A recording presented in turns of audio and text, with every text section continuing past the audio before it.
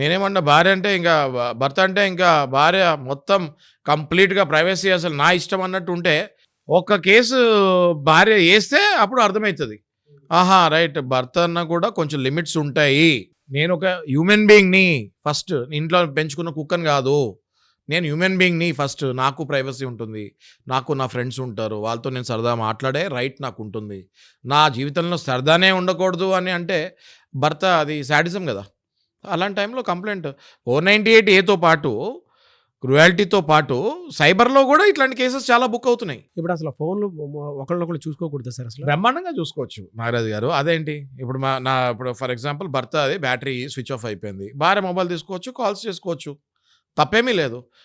ఎవరికో మెసేజ్ పెట్టాలి. ఈయనది బ్యాటరీ స్విచ్ ఆఫ్ అయిపోయింది. తప్పకుండా భార్య మొబైల్ నుంచి మెసేజ్ పెట్టొచ్చు.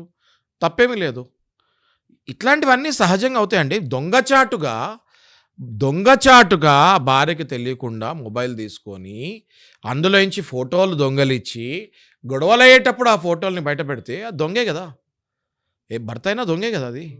ఆ మాత్రం సెక్యూరిటీ చూసుకోరా సార్? తప్పకుండా. ఇప్పుడు భర్త పర్సులో నుంచి రూ. 100 అడగకుండా కూడా భార్య తీసుకోవచ్చు. అది దొంగతనం గాదు. కానీ అదే పరంగా ప్రతిరోజు భర్త పర్సులోంచి భర్తకి చెప్పకుండా డబ్బులు తీసుకుంటూ ఉంటే అది భార్యనా దొంగతనమే గదా అది. చెప్పి తీసుకోవాలి గదా! యెస్ ఆర్ నో చెప్పి తీసుకోవాలా వద్దా? ఇట్లాంటి కేసులు గూడా చాలా చూసాం మేము.